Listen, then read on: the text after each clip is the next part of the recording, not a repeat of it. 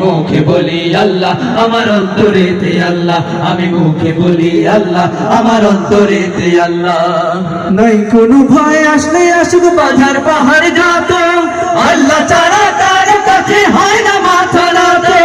নাই কোনো ভয়, আসলে আসুক বাধার পাহাড় যত, আল্লাহ ছাড়া কার কাছে হয় না মাথা নত। ওর জীবন শুধু তারি রাহে ভুলামো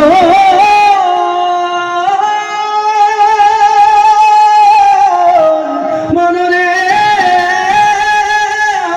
আমার।